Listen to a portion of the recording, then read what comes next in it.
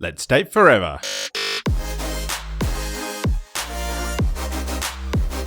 Here's your weekly dose of relationship fuel with Sammy and Nathan Yeager. Hello and welcome to Date Forever. In this week's episode, we're chatting about the flow-on effects of relationships in other areas of your life, setting the expectation for your dream relationship, and building an attractive life to attract your dream partner.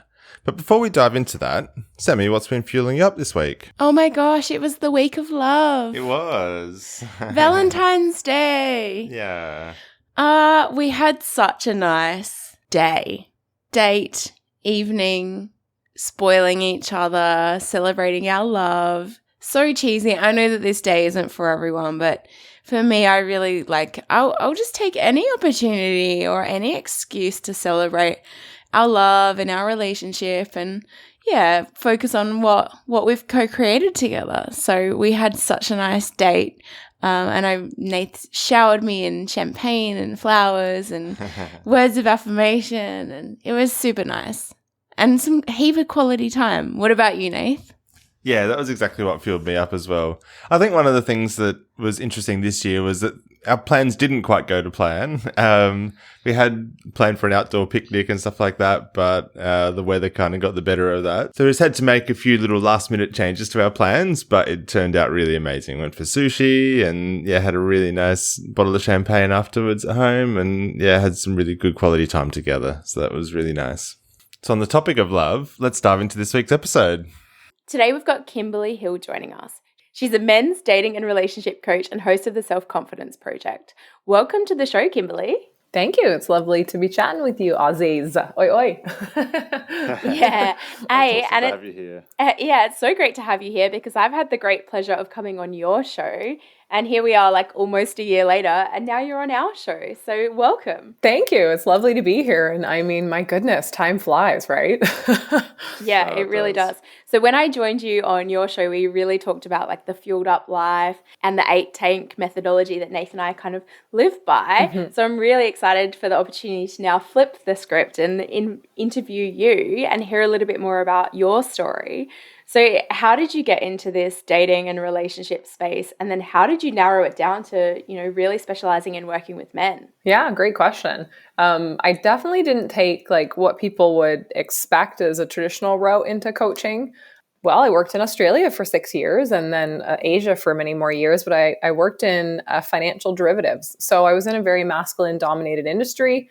I don't even know how I got into that industry, really, to be fair, through, some schooling and always wanting to kind of get into the corporate world and, wanting to be a serious business professional and all this stuff. And so, I ended up working in that field for many, many years and, just naturally spent a lot of time with men.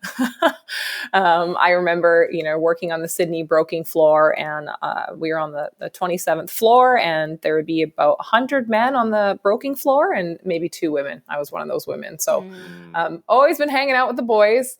And, over those years got really, close to a lot of them, built some really wonderful friendships and kind of mentorship relationships as well. And got kind of the inside scoop as to what was going on in these men's lives all the time, especially as they were navigating quite stressful, busy jobs that did take them away from home a lot and the complications that arose as a result of that. So I sometimes would, be there when they were going through stuff. And of course, I was able to provide a female perspective. But at the same time, I kind of, was having some of my own issues in relationships too. And our firm brought on a coach. Our CEO paid for a coach to be made available to the employees. And that's when I got my first taste of coaching. I had done therapy when I was younger. It didn't really jive with me at the time. It's probably because I was young and didn't want to go. But the coaching dynamic for me was sitting there talking to a friend and someone who was unbiased and could really kind of share insights with me and help me see perspectives that really fueled my growth. And what I recognized when I kind of had this coaching relationship that spanned across a year was the biggest areas of frustration for me was it always had to do with relationships and dynamics between men and women. I wasn't there talking about the stress of work or finances. I was there talking about the stress of relationships. And I think that kind of put a seed in the back of my mind that that was an area that I wanted to learn and grow in more. And, after the year of working with this individual, I kind of had this realization that I wanted to do what he was doing in a different way, but something similar. I really wanted to help people. And I've realized since then, doing a lot of personality tests and things like human design, that I'm someone that kind of has a love-hate relationship with community. So I love to help people, but I also need to retreat and have my own time. And coaching is actually really perfect for that. So I started my journey. I quit my job in corporate and sold everything. And I actually ended the relationship I was in at the time because we couldn't decide what country we wanted to live in. And of course, other things that ended that as well, not just the choice of country. I love you, but see ya. It had been deteriorating a little bit, and it's because I didn't know how to maintain a relationship once things started to get complicated. And so a lot of people, have that grass is greener mindset. Oh, this is a bit tough. Someone else will be easier. See ya. So anyways, I started the journey of learning how to become a coach. And the obvious thing for me was, well, I did very well in the corporate field. I rose up very quickly, a woman in business. I was making a fantastic salary. I'd got every raise I'd asked for. I knew how to advocate for myself. I better go coach women in their confidence in the career space. And so that's kind of the initial idea I had that drove me to go get qualified as a coach in, solution-focused coaching. And I spent at least the first 8 months working really hard on, focusing on that niche. Then fast forward to me working with another coach who kind of just bluntly said to me, why aren't you working with guys? He just said that, why aren't you working with men? And I was like, what? He's like, why are you only coaching women? And I was like, I don't know. He's like, haven't you spent the last 10 years working with men? I was like, yep. Ding. And so I really refocused to helping men with their confidence, and very quickly realized, just like I did when I worked with a coach, that the biggest area of frustration is around dating and relationships. So the niche has evolved and changed in a relatively short amount of time. And I've been focusing now on actually serving men in this space for the last number of years. And it's a very well, needed area, because men are a very under-supported part of the population when it comes to support around this. Typically, and a little stereotypically, women tend to have more of a support network when they break up with partners, and are have more of a tendency to be open to talk about their feelings and process the breakup, whereas guys usually, shove it all down and try and put on a brave face, and it impacts their next relationship. So here I am in this space having quite a big impact on men around dating and relationships. And to sum it all up, we often teach others what we need to learn the most ourselves. So here I am. Yeah. I think it's a really interesting journey that you've gone on to get to this place, because it is so often that your relationship, your romantic relationship, if it's not going all that well and it is a bit rocky, it does affect every other aspect of your life. And so I'm sure that that's what you were seeing when you were working in corporate as well, that somebody might take out a bit of anger on someone else or whatever, and then when you actually dig a bit deeper, you kind of realize that, actually, it might not be anything to do with that scenario or that situation. It's that their home life or their relationship is a bit shitty, and they've just got some anger or frustration that they're or that they're taking out somewhere else. Yeah, they're really not that angry about the slow internet that day. It's really that built-up resentment that they haven't dealt with the last 6 months in their relationship that causes them to explode, right? Yeah, I kind of think about this when you're sick, you've got the flu, or you've got, something going on in your own ecosystem, in your body.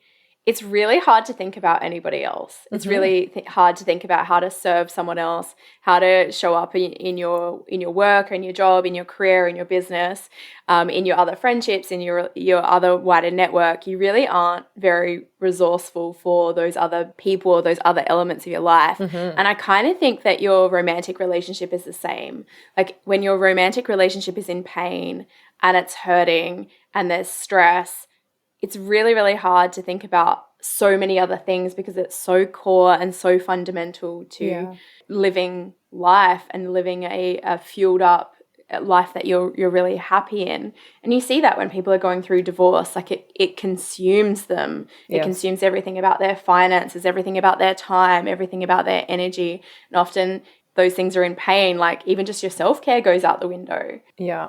So I think it's one of those things that if we have the opportunity to be proactive and work on like preventative, relationship care, relationship education, you can avoid like hurting so many other areas of your life by taking care of this one part.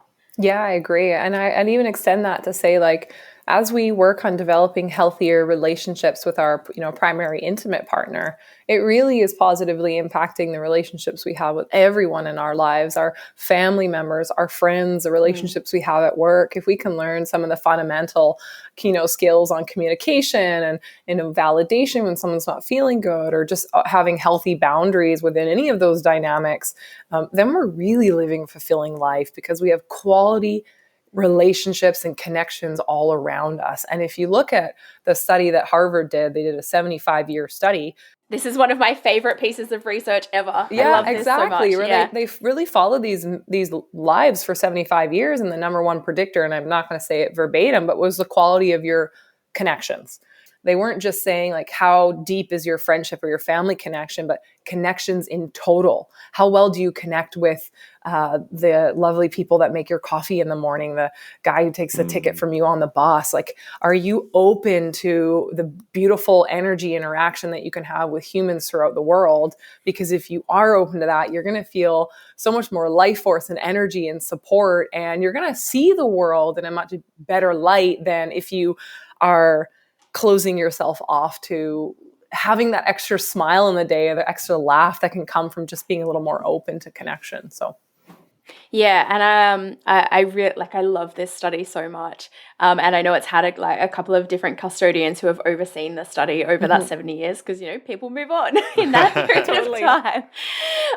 But like we were saying, like taking care of your body is important, but tending to the relationships is actually a form of self-care as well. Yeah, and it can be really preventative, not just for like feeling isolated or lonely or those things, but preventing those things can then totally impact your health. And there were some markers in that study that indicated, the people who had really great, strong relationships had far better physical health as well.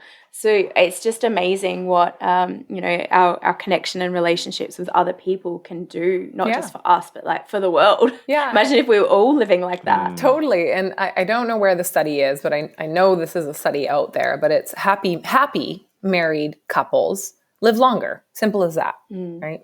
Yeah, it's pretty amazing. So I want to talk to you a little bit about your book. So we know that you've got a book, The 6 Must-Know Secrets to Attracting Your Dream Relationship.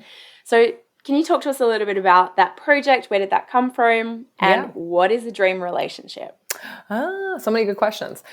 So I had some material that I had out previous to this. It was a dating handbook for men that actually talked about common things that men need to understand as they get out to want to meet their partner. And that was like the kind of ebook I had for a while. And I recently switched it to this one. And the truth is, it's taken me many years of doing the work I do to kind of break down fundamental steps to finding a healthy long-term relationship. So to be fair, like everything that's in this publication that I wrote is the work that I do with men today. But essentially to break down the categories of what's in this, the book that I created is self-awareness. So before you get into this dream relationship that you have envisioned for yourself, or maybe never envisioned, but just say you want one, right? You have to fully understand, who you are. And that's internal and external awareness. It's not just, hey, I'm kind of good at these things and not good at these things. Like that's a good sense of self-awareness, but also it's how you view yourself and how others perceive you too. So it's the impact you're also having in the world. You may think that you know what that is, but unless you really start to get that feedback from people, you may not quite have the full picture. So it's really a combination of internal and external self-awareness to start understanding oneself, because understanding oneself is the beginning of all wisdom, right? Aristotle says this. So it starts with self-awareness, and there's a few fun different exercises that one can do to kind of generate more self-awareness. And of course, we continue to gain it over time. It's not an overnight thing. And then we also dive into understanding one's mindset. So when we talk about wanting to be in a healthy or dream relationship or find our dream partner, we also have to ask ourselves, is what I'm envisioning actually realistic? Am I picturing a dream relationship to be conflict-free, to be faultless? Like, do we wake up at the same time every morning without our alarm clocks and shower in fairy dust and make love every morning? And, it's like, what are you actually really expecting this relationship to be? Like, do you have reasonable, and I'm not saying lower your standards here, but I'm saying, do you have reasonable expectations of what a healthy relationship looks like? Because if you don't, you will struggle. Or you'll jump away from a partner who could really be that person for you because they did one thing that you didn't like. So I really encourage like really diving into one's mindset, growth versus fixed mindset, understanding the beliefs we have about things, the beliefs that are holding us back, and really working on building a healthy mindset practice here so that as you go out and possibly meet this dream partner, you're bringing in self-awareness, you're bringing in the right kind of mental attitude as well. It's not about being positive all the time. It's not about toxic positivity, but it's just having reasonable expectations for life and other people, right? Because if we go out there and expect that our perfect partner is never going to let us down or never hurt our feelings, never say the wrong thing or never make a mistake, we're going to very quickly find out that that's not really the case. And if we don't have reasonable mindset around it, we really will struggle to form healthy relationships because we're searching for something that doesn't exist. Or maintain them as well, because you may just, as soon as those things sort of pop up, you might just be like, well, this isn't my person. I'm going to bail out and look for something else. Yeah. I mean, it happens all the time. Yeah, and also like having that self-awareness of like what role are you going to play in that dream relationship? Because I think sometimes like I've observed with single friends, male and female, that they're waiting for that person who's going to save them from something. And it's like, are they going to save me from like the financial burden of living individually, or they're going to save me from being child free? They're going to save me from eternal loneliness. They're going to save me from like all of those other kind of parts. But I think like talking about like waking up and having fantastic sex every morning and showering in fairy dust, like what role would you need to play in that relationship to even create that? Like what parts would you need to be doing, not just receiving? Yeah, totally. And that's why the self-awareness chapter is so important because, if we go into a relationship thinking the other person's going to constantly change and grow and become better and we stay static, then, relationships end because people outgrow each other. So it's like, what are you willing to do? How hard are you willing to work on yourself and your beliefs to show up and be the kind of person that actually can last in a healthy relationship? Right. So mindset's a huge piece. And I mean, mindset is going to sneak into every chapter of every book when we talk about growth anywhere in the world, right? Because how you view yourself, how you view situations, perspective you have, beliefs you have are either going to hold you back or allow you to expand. So we touch on this for sure. Then we talk about building attraction. So as we work into wanting to find our ideal dream relationship, specifically as I relate this to men, it's like, well, do you kind of know what makes women feel attracted to you? And this part isn't really it's not superficial. It's not like you need to wear this clothes or have your hair like this, because women want different things. But we really dive into like what I call the 4 S's of attraction, which are breaking down self-care, your own personal sense of style, security, which can also include like confidence, and then social, so your own connections too. And this is because, as we were relating earlier, we were talking like, what are you bringing into the relationship? You said it's really when two people want to build a relationship that is their dream relationship, they must first like their life, and they must like the life that their partner has. And that person must like their life and like the life that their partner has. Because when you get into a relationship with someone, you're sharing your life with someone. You're not just jumping into theirs, they're jumping into yours. No, you're bringing together your entire life to be shared with that individual. So you better like it. Because if you don't like it, then what are you going to do? You're going to blame the other person and they're not making you happy enough? Or, what is it? So you better like yourself and your own life. And you better like the life that the person has already. Because if you don't, and you're falling in love with this future idea of what you think their life is going to be like, then you'll turn into a grumpy, resentful person because you're trying to hold them to a vision you have for them, not the vision they have for themselves. So it's really like build an attractive life because that's what you're bringing into a relationship. And also that's what's going to attract other people to you because they're going to go, that guy is cool. Not because he has a nice jacket, but because his life is something I want to join in and be a part of. Yeah. Right. And that's attractive. I really liked what you said there about co-creating the life together too. Like, so once you've met somebody that you really are choosing that, hey, I really love your life and I really love my life. And wouldn't it be amazing if we found some sort of blend in the middle there where we get to co-create that life together? Yeah. Some of the stages in mine and Nate's relationship, and also relationships that I've seen friends, is where one person has moved into the other person's life. And how, I kind of think about it like, if you're climbing up a mountain together, you want somebody who's going to help pack the tent, carry the stuff, fill up the water bottles, gather firewood, and not wait to be told to do those things, but actively wants to do those things with you to climb up the mountain together. Not one person's going, I'm going to climb up that mountain. Do you want to come? Like, and that I've got person all the being stuff. I've got all the stuff already. Like, you just need to walk behind me. But yeah. Totally. Yeah. I mean, even reflecting on it, it's like when I had my serious relationship when I lived in Singapore, I left my life in Australia to move to Singapore in the anticipation I would create a new life for myself. Really, I moved into the life of that person that I moved up there for. And I liked it to a degree, but I recognized that I was putting a lot of like pressure on my partner to make my life feel better, but I wasn't actively like creating my own life there. So whilst I had an amazing 2 years in Singapore and, had some great memories, when I left, really nothing came with me.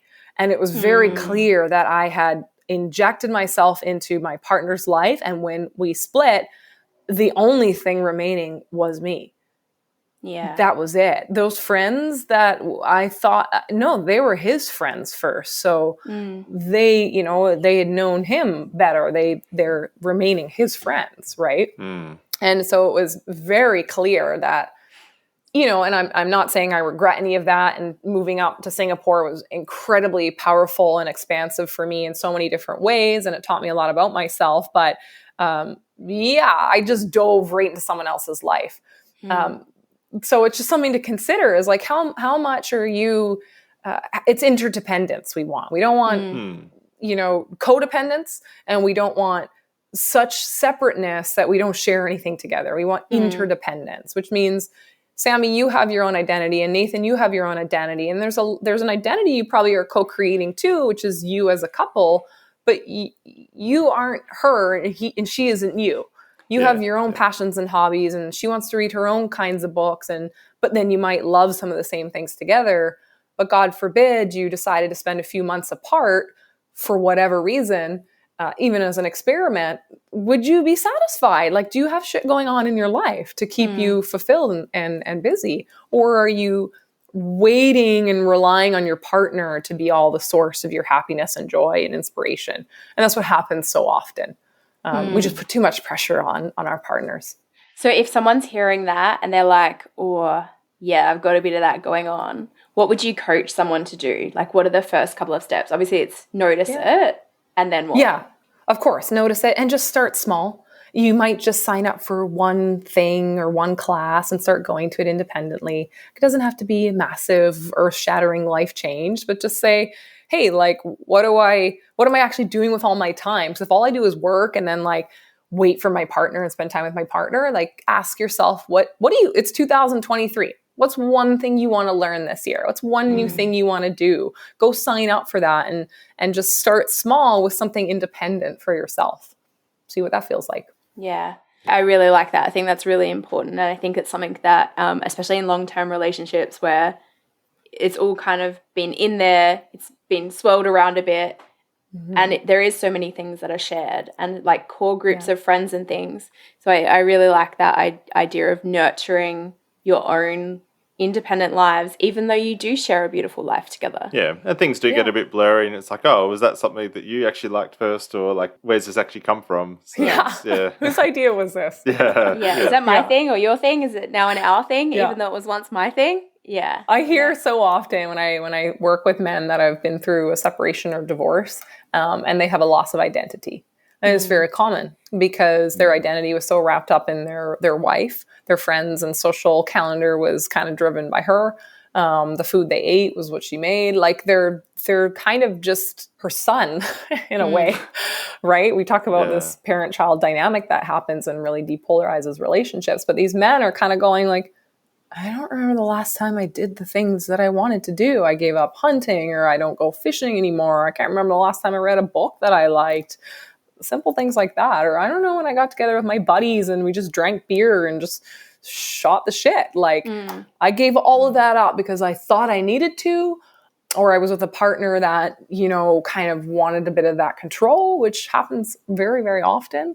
And you need to have firm boundaries to say, hey, no, like I need to have my own alone time. And it doesn't mean I don't love you or want to spend time with you, but truthfully, I don't want to spend every waking moment with you. It's not healthy. So it's okay to have strong boundaries and advocate for some time away from your partner, because also if you never spend time away from them, what the hell are you talking about? How boring must your conversations be if you have nothing new to inject into that dynamic, right? Yeah. I really like that you've shared this, because Nathan and I had a conversation about this recently, because my birthday's coming up.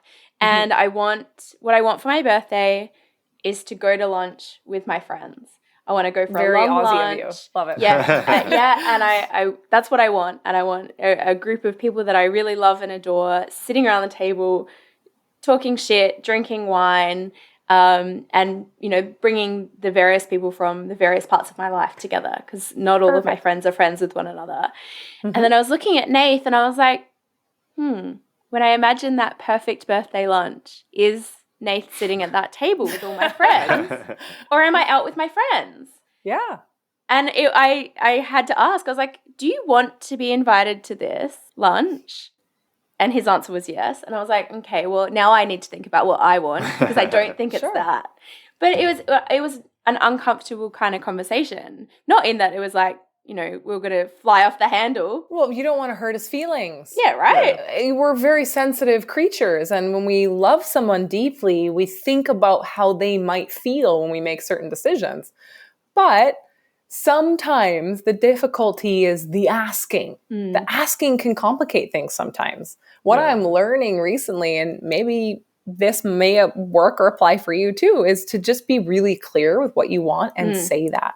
And not be worried about it. Let the other person respond to it. Yeah. For my birthday, I really want to get together with my girlfriends and have a boozy lunch. Yeah. And I think Nate would be like, that sounds fun, but yeah, I totally get that. Yeah, and then if he wanted to say, but I also really love celebrating with you on your birthday because it makes me feel good to do something nice for you, I'd like to take you out separately. Perfect. So that's essentially where we got, or almost where we got to. That's where I got to. Right. I did not invite him to lunch. He's not invited to lunch, but he is invited. He is invited to the sunset drinks. So we're going to move location, and then Nate's welcome to come and join us. Nothing wrong with that. And so I get the best of both. You're going to be so excited to see him when he arrives, and he's going to anticipate seeing you because he had a chance to miss you for a little bit. And then you'll have some shit to talk about because new things and new gossip will have happened at lunch, and the night will be so much better than if, you know, you feel sometimes like this obligation to have your partner by your side all the time. I used to be like that too. And I'm actually quite introverted. So when I'm in large groups, I usually like to anchor to someone for my own comfort. And when I was in a relationship, it very often would be my partner. And I realized how limiting that would be for them too. Like, we're there to socialize and chat with other people. So I had to learn to deal with my own discomfort and not place that on my partner and say like, hey, when we go to events, if I'm the kind of person that burns out quickly, then I can just take myself home and you can continue to enjoy the evening because there's trust here as a foundation of the relationship, not project my issues onto another person and expect them to want to be exactly like me. And so, you know, it's learning how to operate together, but also separate. right? Yeah. Yeah. But I think it's about having that conversation and that understanding up front and being open about it. Because I think if Sammy, like in this scenario, had just sent out invites to all of her friends and not me, then I'm kind of making the meeting for myself of like, oh, well, what does this mean? Like, do you not want me there? Do you not like hanging out with me? Like, are you embarrassed? Are you going to talk about me at this lunch? Yeah, like all those things. Whereas like just actually having the conversation up front and being like, oh, well, for my birthday, I'd really like to do a lunch with the girls and then catch up with you after, or like then bring everyone in together afterwards. And just having that conversation, it makes so much more sense. That's the communication. It's laying it out there. It's just clear. It would be really meaningful for me on my birthday to spend some one-on-one time with my girlfriends. If you interpret that as she doesn't like me, she doesn't want to spend time with me, then that's something to reflect on yourself, because it's clearly not what she's saying, right? But it's like, it's learning to be intentional with how we communicate, right? It's just, that's what you want. There ain't nothing wrong with it. It's your birthday. You go, girl, right? But like you said, and obviously we're talking about this one thing, this one event, this one thing, but I think it's really about that self-awareness. What is it that I want? Leaning into the potentially uncomfortable conversation to express what it is that you want, navigate the conflict or the conversation that might come from that, and then holding the personal boundary around what it is that you wanted in the first place if Nath's response had maybe been different. But I think there's quite a few muscles in there, right, that we need to build. Like the first one of even knowing that, ability to have that conversation, how to collaborate and find a really great outcome that's not me winning and Nath losing, or Nath losing and me winning. Well, there's a compromise because he's coming later to sunset drinks. So perfect compromise. Well, it's not even a compromise though, because it's like a collaboration, because we've created a opportunity that's even better than. Where are you going, by the way? I miss all the restaurants there. We're going to a restaurant that sits right on the beach here at Coogee. It's got beautiful Asian fusion, fresh flavors, delish. Oh, the food in Australia is so good. It really is, and I love food, so So I just want to, because there was 2 more parts left. So that was kind of building attraction, right? Talking about the life and enjoying each other's lives, but not being too enmeshed in it, which is what I think led us to that example. And then on the journey to finding your dream relationship, then of course there's dating. I got to get out there and I got to meet people. And so this is of course what I specialize in when I coach and work with men. Is all the other parts are hugely important. We've got to touch on those. But then the dating toolkit, the dating strategy, the how do I get out there and make dating integral and meaningful, is really asking ourselves a lot of questions and doing some, work and reflection around, well, who's right for me? And what do I need to make a relationship work? And what are some of my boundaries with dating? I.e., am I the kind of person that's okay to sleep with someone on the first date? And if you are, that's fine. But asking yourselves, what are some of your boundaries around dating? Are you going to see someone that you like and then text them every single day and see them every day, and all of a sudden you're like, or you're already in a serious relationship by day 10? Right? Like, what are your boundaries on how you want to move and the speed that makes you comfortable? And of course, being aware of, things like your red flags. And then after like the reflections and asking questions and understanding values and all that good stuff, it's, well, what makes most sense for me on how I'm going to meet people? Am I creating the opportunities in my life to meet people organically? Again, it goes back to what kind of life do you have? Because if you work and go home and don't socialize, you're putting yourself at a huge disadvantage to meeting people.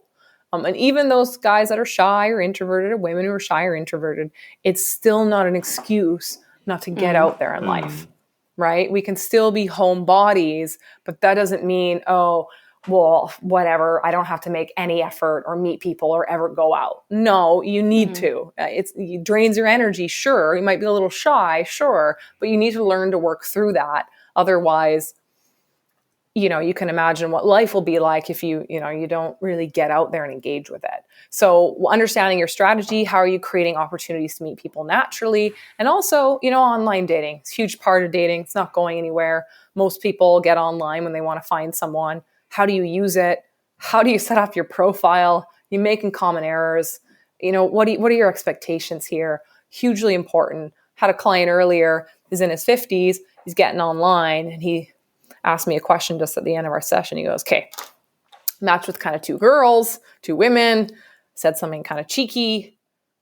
they connected but haven't said anything back, and it's been a day. What are they thinking? And I'm like, It's $1 million question. I don't know what they're thinking. No idea what they're thinking. They might be not even acknowledging they've matched with you. They might be busy having another conversation. They may have put their phone down and putting their kids to bed. You don't know what they're thinking, so stop trying to guess. And also, when you do connect with someone online, you shouldn't have an expectation that they owe you anything. Nobody owes you anything. So we were talking about, expectations around online dating, and say, hey, you send a message out to the universe. It doesn't necessarily mean that person is going to respond and become your forever person. So really understanding how to use online dating in an effective way so that you're not, destroying your own self-esteem or also relying on it too much. And then everything around conversation and approach anxiety and creating sex appeal and all this kind of stuff that's fun if you allow it to be, so that you're really creating these opportunities to attract the right kinds of people into your life, which is a huge component of finding your dream partner. Usually the clients I work with within 12 months have met someone very, very special to them, sometimes even sooner. So then the last part of, this, secrets to like finding your dream relationship is knowing how to stay in it once you find it, right? Because a lot of dating coaches, about, right? And so many dating, because I'm dating and relationship coach, but really the truth of bulk of my clients are single men.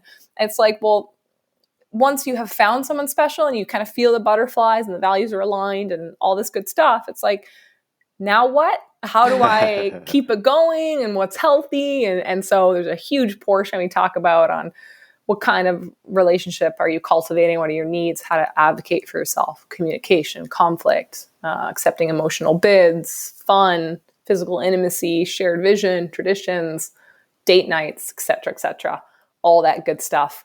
I always love to talk about with my clients, because it's not about, hey, you've met someone, great, see you later. It's usually more questions come once you've met someone. So I don't leave them hanging, and we dive into that as well. And those are all the parts to attracting your dream partner. And it sounds like there's so much there, but it's really not that difficult. All right, Kimberly, we know what to ask. Yeah, we went on some tangents. We went on some warrants. So can you just recap the 6 for us? What are they?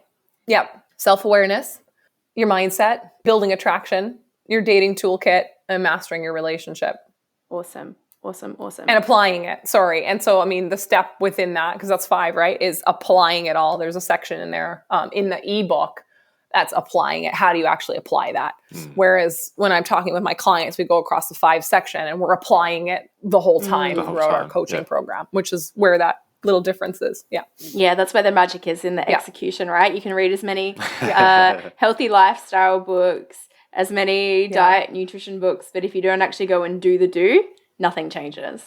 That's right. We can learn cognitively. We can have all the information here, but if we don't figure out how to apply it or take imperfect action, we will stay static. We might be really smart and great in conversation.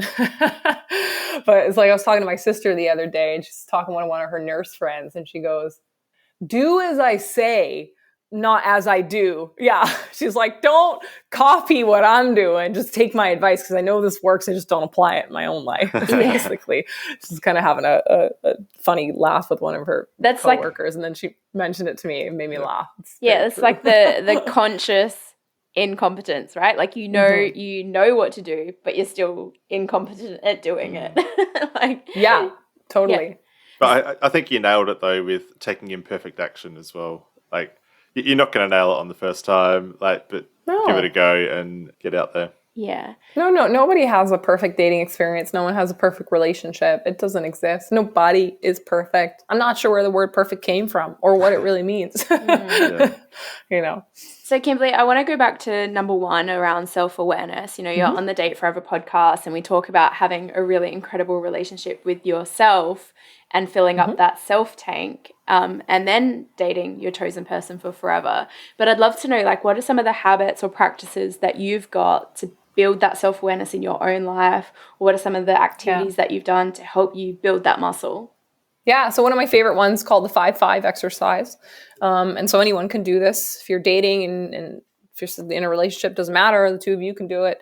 And so the 5-5 exercise Should really be called the 555. But you're going to find 5 people in your life that you want to get feedback from. And I recommend a wide range of people. So it could be like a coworker, a family member, your partner, it could be a friend, etc. Men, women. Okay. So a mix of 5 people. And then you're going to ask those 5 people to give you some feedback on what your top 5 strengths are and your top 5 weaknesses are. But you yourself are also going to do the exercise. So you first start off writing, what are my 5 top strengths? This is what you think of yourself, right? What are my 5 top weaknesses? And then you ask those 5 friends and family members and partners to give the 5 strengths and 5 weaknesses back to you. So you got this big, long list. And you look at that. What lines up? What doesn't line up? These are what I think my strengths are. What do other people think my strengths are? These are what I think my weaknesses are. What do other people think my weaknesses are? It's fun and it's very fascinating to learn. And sometimes it's really lined up for some people. And sometimes it's wildly different. You go, oh, I thought it was a strength of mine. They go, double-edged sword, right? Like, can see that as your weakness too. And so you're generating this kind of self-awareness. So this is what I think of myself, but this is what all these other people that are involved in my life in different capacities think of me. So it's a really fun exercise to do. It's very easy to do. Of course, there are people that I've told to do this exercise go, I don't know 5 people. I go, well, we have some other work to do because, community is really important. We need to be able to have people to support us, to give us feedback. It's really, really essential. So for those that may think, I don't have 5 people to ask, you do. Dig deep, right? Family, friends, coworkers. No one's off the table. Even a brand new person that you're hanging out with or have just recently met. Or if you have a good relationship with an ex, ask them too. Usually they're pretty blunt and pretty honest. There's some learning opportunities in there as well. So yeah, I love the exercise because it's simple. It's not complicated. It costs nothing. Anyone can do it. But it's really incredibly insightful. And it's one of the first exercises I ever did learning about myself for my business. What are my strengths in business? And in fact, I didn't say what are my strengths and weaknesses in business. It was just the same exercise, but it helped me understand what I'm really good at and what other people think I'm really good at versus what I'm not so good at. And my weaknesses were pretty on par with what other people thought, but it'd be fun to do it again and see what's changed. Yeah, I love this. And for my 30th birthday, which was a few years ago now, one of my best friends ran some games on the day. And one of the games was that he'd asked everybody for a 1-word descriptor of me. And it was unbelievable to me that I think it was about 8 people out of about 30 had described me as vivacious. That was the one word. Yeah, and it was, I was like... But it's such a Yeah. Or a not common word that's used in... I wouldn't say that I hear that word regularly. No. But I was like, wow. So my friend had given me this beautiful gift in that now I know that 1-word descriptor from all of, these incredible women in my life. But that's not how I see myself. So yeah, fascinating, right? I'm looking at it here just to get the definition. Attractively lively and animated, typically used of a woman. There you go. Yeah, so I'm not sure if he prompted them or if that was just fluke. I'm pretty sure it was just fluke. But yeah, I imagine that if you were inviting that feedback and actively looking for it, you could gain some real insights from it because, like I said, this was a few years ago and I deeply remember that moment. Yeah, that's special and it stuck with you this whole time. And it's imagine... do that more often and if that was so impactful for you, what a great thing to do for other people too. Your birthday's coming up again. Maybe it could be a fun game you play, but everyone writes something about everyone, right? And everyone can express that kind of joy and connectedness together, which would be super fun to do. But this is exactly the point of the exercise is so simple, but it's really, we forget to ask for feedback sometimes because we're so afraid of what people are going to say. We'd rather not know than know. But no, you got to know, right? You got to just you got to just ask. You got to just deal with it. Yeah. And I know that these sorts of tools are used pretty extensively throughout businesses and there's a 360 review, which is looking for feedback from your peers and all sorts of stuff like that. So it's kind of crazy that we know all of these tools and we know that they're effective in business and stuff like that, but why not apply them to other areas of your life and just overall self-awareness of yourself? Yeah, we're so afraid, right? As humans, we're so fragile, aren't we? Like we have flawed self-assessment. We're afraid to know the truth of what others think of us. And because we usually have a negative perception, and then like you got all this vivacious feedback, you go, wow, like never saw myself that way. That's actually quite positive feedback from your friends, right? And so usually the experience ends up being a lot more positive than people think it's going to be. And we can't be afraid. Yeah, and even if you get some potential negative feedback, like look at the positive side of it and go, actually, maybe this is something that a real blind spot for myself. Maybe it's something that I do really need to work on. Negative feedback is good. Yeah. Well, constructive criticism, right? It's not like, hey, weakness, you're a total douchebag asshole. That's not what people are going to write there. They might say little impatient, or they might say defensive, a little bit defensive. Maybe that was the kick of the ass they needed anyway. Yeah. So abrupt. Yeah, could be any of those things. And it's going, okay, like this isn't about getting down on myself. It's saying, hey, I want to know what people think of me. And this is what I'm putting out there in the world. Speaking of abrupt, I had a consult with supposed to say gentleman, but wasn't a gentleman at all. In fact, I had to get off the call because it was very intense. And he came on the call, and usually there's a bit of a flow to a consultation because you're giving someone your time. And I'm really deeply compassionate about hearing people's stories and doing what I can to help them. If I can't help them, I point them in a direction of someone who may be able to. But he really hijacked the conversation. And he was, what, Kimberly, this is my problem and it should work like this. And I remember him saying, look, if I match with a woman on a dating app, if she doesn't want to meet me in person after like 2 message exchanges, then I don't understand why this doesn't work. There are women out there that would do anything to win a man's attention. And that's how it should be for me. And I was like, wow, this is intense. And I was trying to be calm and say, look, like, that may be true for some people, but if you have been struggling for many, many years applying the same situation or belief or strategy, and it says not translating for you, I go, you may want to try a different approach. Some women need a lot more safety and comfort and connection before they, get dolled up and get out of their house to meet you. I said, maybe nope. And just like, I can't help you if you're not opening your mind to it. So I guess to go back to like abrupt, we need to understand our shadow self. We need to understand the parts of ourselves that are ugly that we try and hide from the world, because unless we address those darker sides of ourselves, we'll never really come into our full potential. The amount of energy we spend hiding the things that we don't want people to know about us is incredibly exhausting and draining. And when I hear someone say that they want to be an authentic individual, but they're not willing to understand their weaknesses, then they're not willing to be authentic, because you absolutely have to know your shit as well as the stuff that's great about you, right? I'm very clearly aware that I can be a tyrant sometimes, and I know that I can be impatient sometimes, and I can be way too blunt sometimes, and I am aware, and it's stuff I work on all the time. It doesn't get me down. I am who I am, and someone else is going to have other shit about them that's not so great. So it's not about letting it impact our self-esteem, but rather like rising to the challenge of saying, I want to be the best human being I can, and I got to work on all sides of myself. So yeah. I love that. And I feel like that's such a beautiful note to end on, because we've got to work on ourselves and we've got to work on our relationship. And thank you so much for being here and sharing some of your insights with us. Of course. To say thank you, we have provided some workshops to help teach some life skills to young adults through sport. So thank you so much for making this possible. It's been done via our partnership with Buy One, Give One, and the project is in India. Awesome. So Kimberly, if people want to connect with you or learn a little bit more about what you do, how can they do that? Sure. Yeah. I mean, 2 places, 3 places really. You head over to my website. It's my full name, KimberlyNinaHill.com.